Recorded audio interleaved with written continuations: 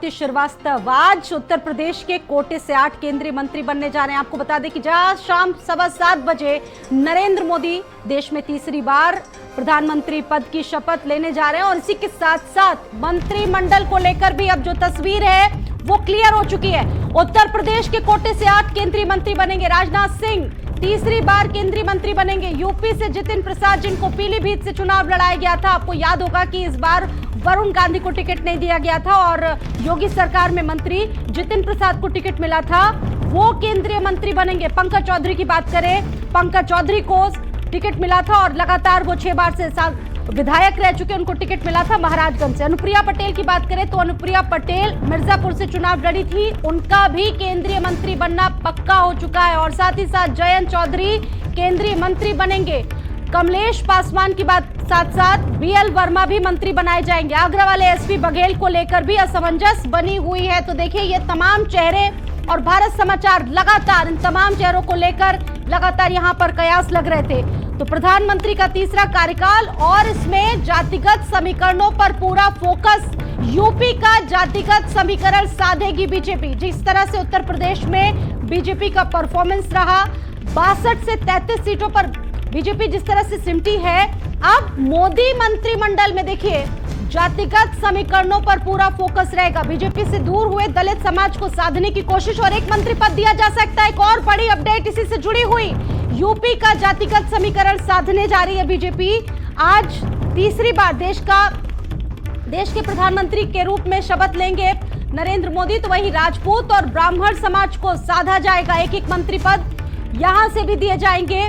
BJP से जिस तरीके से दलित समाज दूर हुआ है, एक मंत्री पद दिया जा सकता है। राजनाथ सिंह लखनऊ से सांसद और केंद्रीय मंत्री बनना इस बार एनडीए सरकार में बिल्कुल तय है। पीलीभीत से सांसद जितिन प्रसाद की बात करें तो योगी सरकार में मंत्री थे। महाराजगंज से पंकज चौधरी कई बार विधायक रह चुके और इनका भी केंद्रीय मंत्री बनना तय हो चुका है। बांसगांव से कमलेश पासवान सांसद बनकर आए हैं, इनको भी मोदी मंत्रिमंडल में तरजीह मिलने जा रही है। और आप बात करें अगर आगरा की, एसपी बघेल पिछली बार भी चेहरा रहे हैं और साथ ही साथ जयंत चौधरी को भी इस बार केंद्रीय कैबिनेट में जगह मिलने जा रही है। और साथ ही साथ अनुप्रिया पटेल जो कि सांसद है मिर्जापुर से, केंद्रीय मंत्री पहले भी रह चुकी है। लल्लन सिंह की बात करें, बिहार से आते हैं ये। महत्वपूर्ण मंत्रियों की सूची में अमित शाह भी है और राजनाथ सिंह, अमित शाह, नितिन गडकरी। तो देखिए ये वो चेहरे हैं जिन पर औपचारिक मोहर लग चुकी है, इनका मंत्रिमंडल में शामिल होना लगभग तय है। पीयूष गोयल की अगर बात करें, निर्मला सीतारमण की बात करें, वित्त मंत्री इससे पहले रक्षा मंत्री भी रह चुकी हैं। चिराग पासवान, क्योंकि इनकी पार्टी लोजपा ने बहुत अच्छा प्रदर्शन किया और देखिए 2 जो चेहरे मंत्रिमंडल में यहां से शामिल किए जा सकते हैं।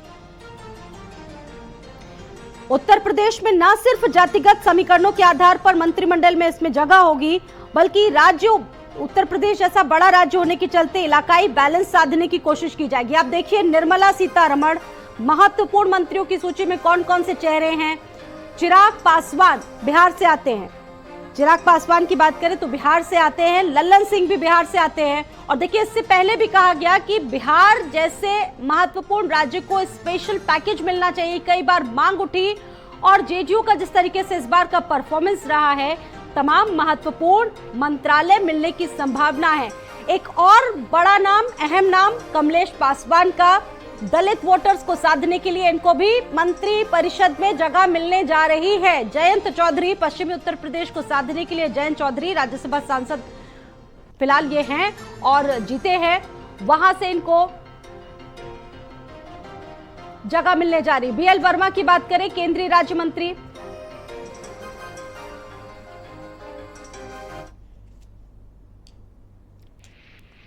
और बातचीत करने के लिए मेरे साथ मेरे 2 सहयोगी जुड़ चुके हैं। स्वाति पाठक मेरे साथ मौजूद है और कफील भी मेरे साथ मौजूद है। शुरुआत स्वाति आपसे मैं करूंगी। स्वाति ये बताइए कि किस तरह की हलचल, क्योंकि उत्तर प्रदेश में जिस तरीके से बीजेपी का परफॉर्मेंस रहा है, दलित इकाई को साधने के लिए, तमाम वर्गों को साधने के लिए यहां से तमाम चेहरों को मंत्रिमंडल में तरजीह मिलने जा रही है और क्या जानकारियां हैं?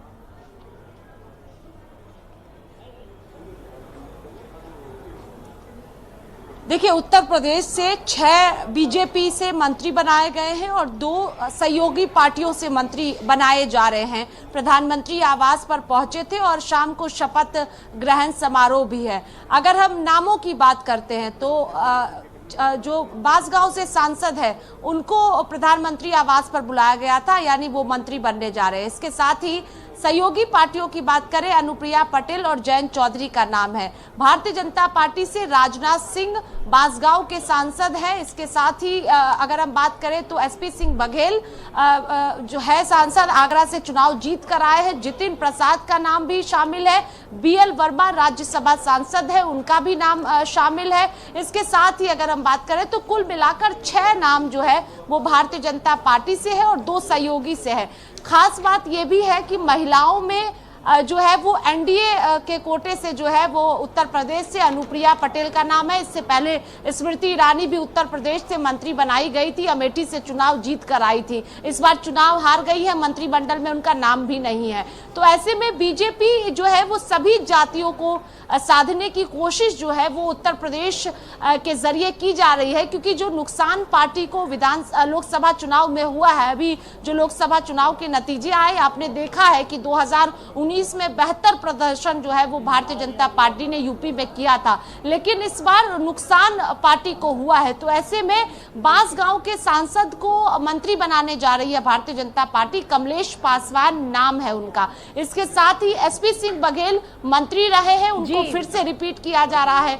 बीएल वर्मा मंत्री रहे हैं, उनको फिर से रिपीट किया जा रहा है। तो कुल मिलाकर 8 नाम है जो उत्तर प्रदेश से मंत्री बनाए जा रहे हैं और इससे पहले 10 से ज्यादा नाम हुआ करता। 2019 में 10 से ज्यादा नाम थे, लेकिन इस बार कटौती बीजेपी ने किया है और 8 नाम यूपी से है जिन्हें मंत्री बनाया जा रहा है। बिल्कुल, देखिए ये जो जातीय समीकरण है उसको साधने की पूरी कोशिश होगी और मेरे साथ मेरे सहयोगी कफील भी मौजूद है। कफील, जरा उत्तर प्रदेश के पूरे जो हालात रहे हैं, अगर इन चुनावों की बात करें, जरा सिलसिलेवार तरीके से बताइएगा कि क्या कुछ हलचल चल रही है। और जैसा कि स्वाति बता रही है कि 8 मंत्री होंगे, हालांकि पिछली बार 2019 के मुकाबले इस बार उत्तर प्रदेश के कोटे से मंत्रियों की संख्या कम होने जा रही है। बिल्कुल, देखिए इस बार लोकसभा चुनाव में जो बीजेपी है उसकी सीट काफ़ी कम आई है। यही वजह है कि जो पिछली बार मोदी सरकार में 14 मंत्री हुआ करते थे, खुद प्रधानमंत्री नरेंद्र मोदी को मिला के कुल 14 मंत्री थे पिछली बार की जो सरकार थी, लेकिन इस बार 8 मंत्रियों का नाम आया है सामने जो केंद्र मंत्रिमंडल में शामिल होंगे।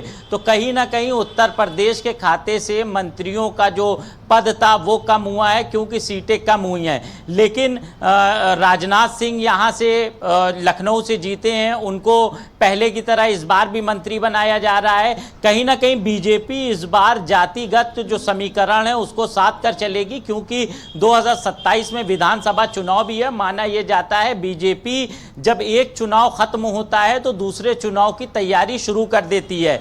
तो यही वजह है उत्तर प्रदेश से जो तमाम मंत्रियों के नाम गए हैं उसमें जातिगत समीकरण का काफ़ी ध्यान रखा गया है, जिसमें जो कुर्मी समाज के हैं वो 2 मंत्री हैं, दलित समाज के 2 मंत्री हैं, राजपूत, ब्राह्मण, लोध, जाट, ये सभी जो जाति के लोग हैं वो मंत्री हैं, वो एक सीट मिली है। तो कहीं ना कहीं उत्तर प्रदेश में जातिगत समीकरण साधा जा रहा है। इस बार का जो चुनाव हुआ है उसको ये मान के बीजेपी चल रही है कि जातिगत आधार पर वोट पड़ा है और जो ओबीसी वर्ग है वो कहीं ना कहीं काफ़ी इस बार बीजेपी से खसका है यूपी में। तो अब बीजेपी कहीं ना कहीं तमाम जो तैयारियां हैं वो पहले से कर रही है और आज केंद्र में जो शपथ ग्रहण समारोह होना है उसमें 8 मंत्री यूपी के रहेंगे, जिसमें राजनाथ सिंह, जितिन प्रसाद, अनुप्रिया पटेल, जयंत चौधरी। रणनीति बदलने जा रही है बीजेपी। उत्तर प्रदेश एक बड़ा राज्य, जिस तरीके से दलित वोटर जो खिसका है, ये पूरा वर्ग जो खिसका है, उस पर लगातार मंथन हो रहा है, चिंतन हो रहा है बीजेपी से। स्वाति हमारे साथ जुड़ी हुई है। स्वाति, अब देखिए ऐसे में बड़ा सवाल ये है कि जिस तरीके से जातिगत समीकरणों पर पूरा फोकस है बीजेपी का, क्या अब ये देखा जाए कि बीजेपी अपनी पूरी स्ट्रैटेजी, पूरी रणनीति बदलने जा रही है आगे के लिए?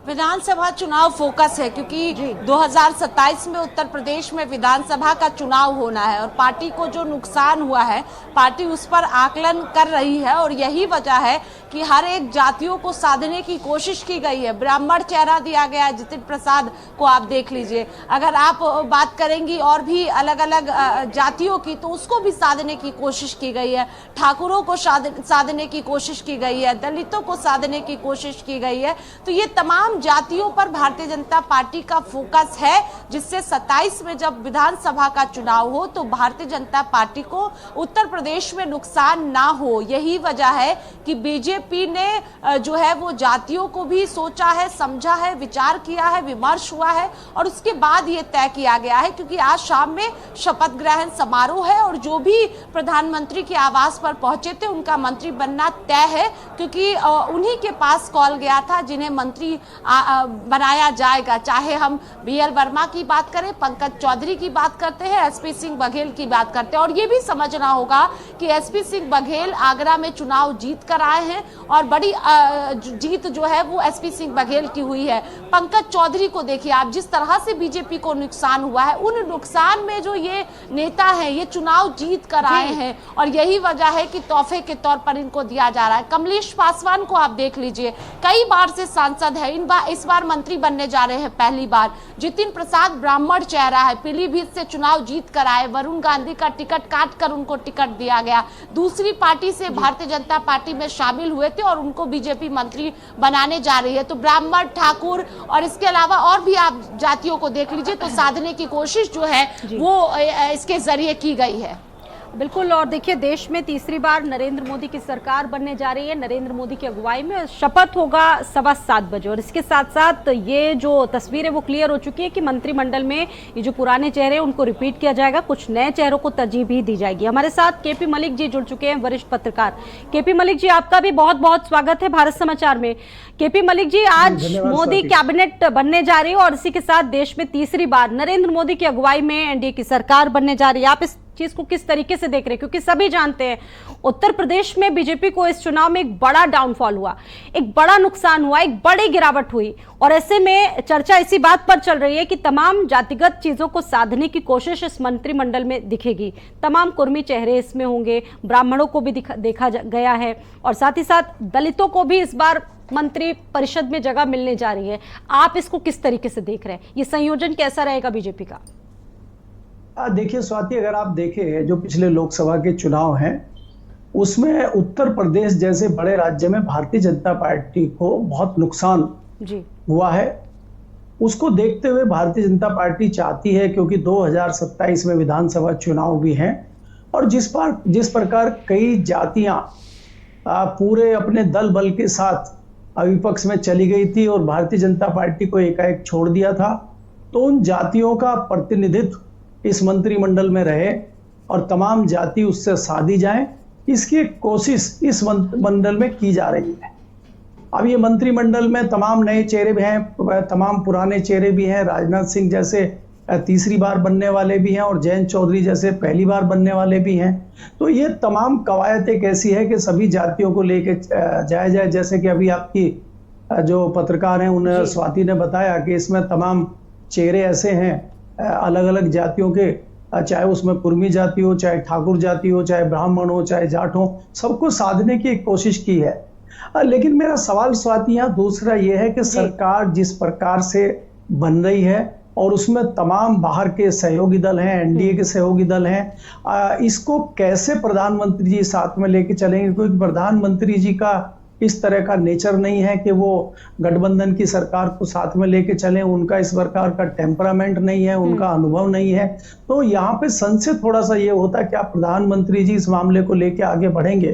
क्योंकि जिस प्रकार से आप देख रहे हैं, चाहे वो नीतीश कुमार हो, चाहे चंद्रबाबू नायडू हो, एकाएक उनकी डिमांड बढ़ती जा रही है। और बाद में आज आपने देखा होगा कि महाराष्ट्र से जो पटेल हैं, पटेलों में वहां पे लड़ाई हो गई। जो अजीत पवार के सहयोगी हैं, जो शरद पवार से टूट के आए थे, उन्होंने प्रफुल्ल पटेल ने, और जो दूसरे उनके एक पार्टी वाले सांसद हैं, उनमें मतभेद बढ़ गए। तो अभी से सरकार भी नहीं बनी और मतभेद सामने आने शुरू हो गए हैं। तो ये जिस प्रकार के गठबंधन की सरकार है वो अपने निश्चित समय तक पहुंच पाएगी, नहीं पहुंच पाएगी, इस पर भी प्रश्न चिन्ह है। इसके अलावा देखते हैं कि कैसे साथ में लेके चलते हैं। पहले ये हो जाए कि एक बार शाम को शपथ हो जाए, उसके बाद प्रधानमंत्री मोदी किस प्रकार से इस मामले को लेके चलते हैं। और खासकर आप उत्तर प्रदेश में बात करेंगे कि जिस प्रकार तमाम जातीय वर्ग भारतीय जनता पार्टी से नाराज हैं, क्या वो इन प्रतिनिधियों के भारतीय जनता पार्टी में मंत्री बनाने से वापस आ पाएंगी? ये भारतीय जनता पार्टी के लिए बड़ी चुनौती होगी। स्वाति, बिल्कुल, देखिए ये बहुत सारी चीजें हैं और इस बार मोदी की टीम में क्षेत्रीय और सामाजिक समीकरणों को साधने की पूरी जुगत होगी, पूरी कोशिश होगी। स्वाति भी हमारे साथ मौजूद है। स्वाति, देखिए ये जो पूरा समीकरण है इसको देखा जा रहा है, परखा गया, और जिस तरीके से ये नहीं कहा जा सकता कि एक बहुत बड़ी शिकस्त मिली, लेकिन काफी सीटों का नुकसान बीजेपी को पहुंचा, आधी सीटों पर सिमट गई बीजेपी। इस पर चिंतन लगातार हो रहा है और अब सबसे बड़ा सवाल ये कि पुराने चेहरों में संतुलन बैठाने की चुनौती भी पार्टी नेतृत्व में यहां पर होगी।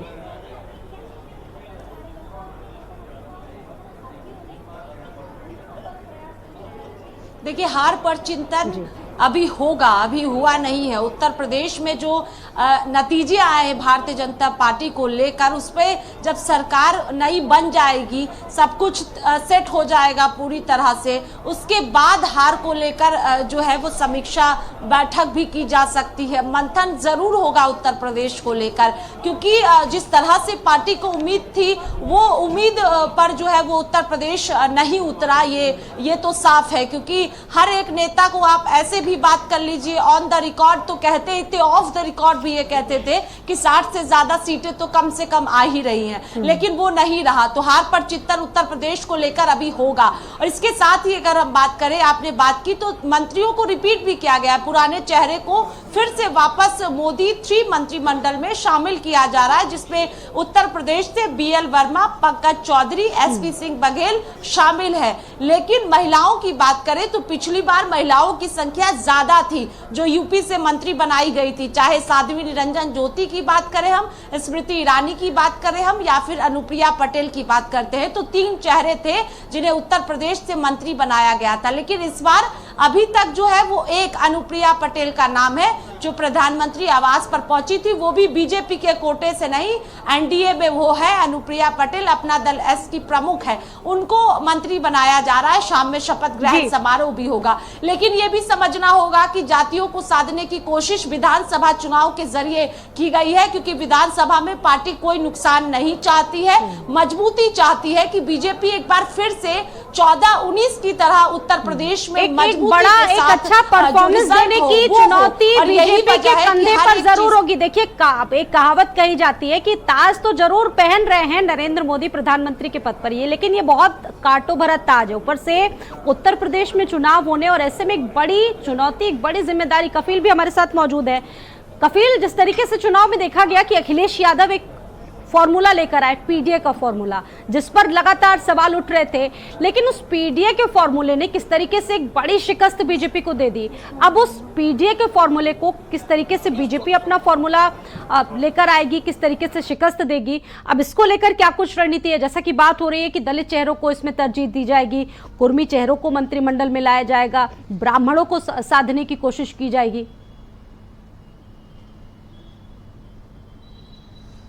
बिल्कुल, देखिए जो इस बार यूपी के नतीजे आए हैं उसमें ये साफ है कि जो इंडिया गठबंधन था उसकी ओर दलित व ब्राह्मण और ओबीसी चेहरे काफ़ी झुकाव उनका हुआ है। यही वजह है कि इतना बड़ा मैंडेट समाजवादी पार्टी और कांग्रेस को मिला है। एक बड़ी सीट का आंकड़ा इंडिया गठबंधन ने छुआ है, बीजेपी को काफ़ी नुकसान हुआ है। तो अब बीजेपी ने जो अपने केंद्र में मंत्रिमंडल में यहाँ के लोगों को शामिल किया, उसमें 2 दलित चेहरे हैं और कुर्मी चेहरे हैं। तो कहीं ना कहीं अब बीजेपी इन लोगों को अपनी ओर खींचना चाहेगी ताकि जो 2027 में विधानसभा चुनाव होना है उसमें बीजेपी अच्छा परफॉर्मेंस कर सके और जो वोटर इंडिया गठबंधन की ओर खिसक कर गए उनको वापस अपनी ओर लाया जाए। इससे पहले जब बीजेपी ने चुनाव लड़ा था तो उत्तर प्रदेश में लोकसभा की सीटें बीजेपी के पास 60 के पार थी, लेकिन आज जो सीटें हैं वो 40 के अंदर हैं। तो कहीं ना कहीं बीजेपी अब इस पर फोकस कर रही है और जो तमाम जातिगत समीकरण है उसको साधते हुए अब केंद्रीय मंत्रिमंडल में उन्हें शामिल शामिल किया जा रहा है। उत्तर प्रदेश से टोटल 8 मंत्री का नाम आया है, जिसमें अलग अलग जातियों के लोग हैं, दलित हो गए, जिन पर पूरा फोकस होगा। केपी मलिक जी भी हमारे साथ लगातार जुड़े हैं। अब इससे पहले केपी मलिक जी, देखा जाता था कि उत्तर प्रदेश और बिहार जैसे जो बड़े राज्य हैं, यहाँ पर जातिगत समीकरणों पर पूरा फोकस रहता था, लेकिन पिछले कुछ चुनाव से ये चीजें बदली है, धारणाएं बदली हैं। लेकिन इस बार फिर से जिस तरीके से हुआ है, बीजेपी को अपनी रणनीति बदलने के लिए मजबूर होना पड़ा है। और जानकारी मानते हैं कि अगर ये चीजें, ये बैलेंस बीजेपी नहीं करेगी तो एक बड़ा नुकसान केपी मलिक जी हो सकता है।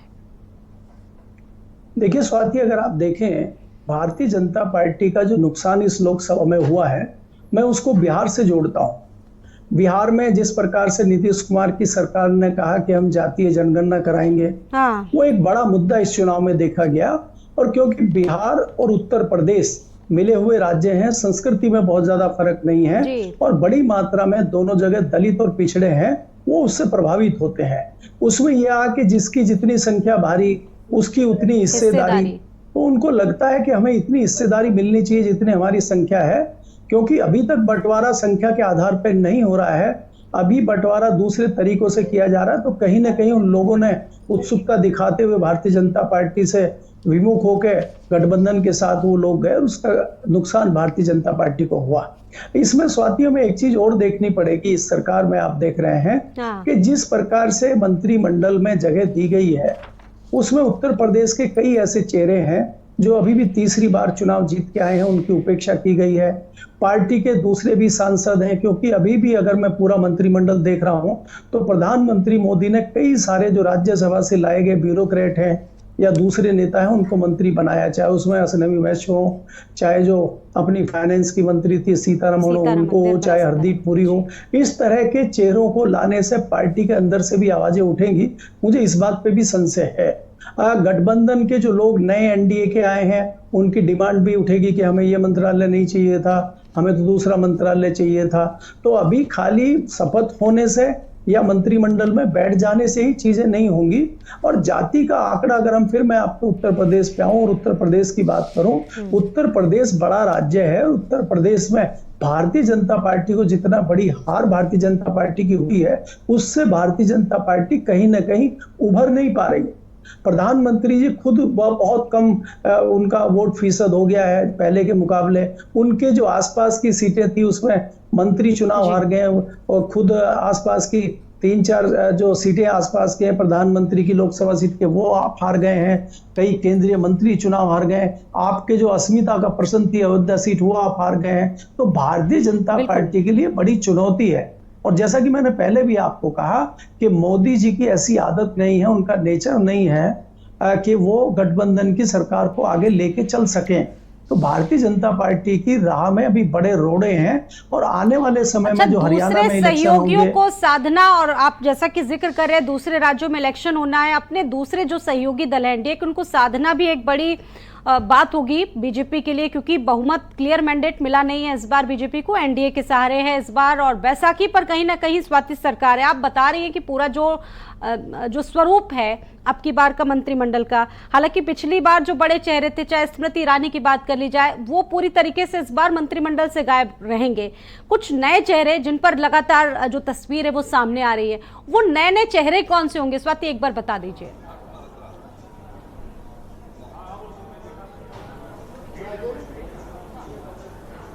देखिए, उत्तर प्रदेश से नाम हमने नए चेहरों के बताए हैं। जितिन प्रसाद है, इसके अलावा कमलेश पासवान है, जयंत चौधरी हैं, और अगर हम कहें तो दूसरे राज्यों की अगर हम बात करते हैं तो शिवराज सिंह चौहान है, मनोहर लाल है, हरियाणा के मुख्यमंत्री रहे हैं, वो भी इस बार मंत्रिमंडल में शामिल हो रहे हैं। इसके अलावा बिहार से बात करें तो चिराग पासवान है, जीतन राम मांझी है, रामनाथ ठाकुर है, और अलग अलग प्रदेशों से जो है वो नए चेहरे जो है वो मंत्री बनाए जा रहे हैं इस बार, क्योंकि नए चेहरों को मौका दिया जा रहा है। और पुराने चेहरों में भी जो भरोसेमंद चेहरे हैं, भारतीय जनता पार्टी ने उन्हें फिर से एक बार जो है वो रिपीट किया है, फिर से मंत्री उनको बनाया जा रहा है। क्योंकि अगर हम यूपी को ही देखें तो एसपी सिंह बघेल मंत्री, केंद्र स्वास्थ्य राज्य मंत्री हैं इस वक्त। इसके साथ ही BL वर्मा की बात करें तो केंद्रीय सहकारिता राज्य मंत्री है, उन दोनों को रिपीट किया गया है।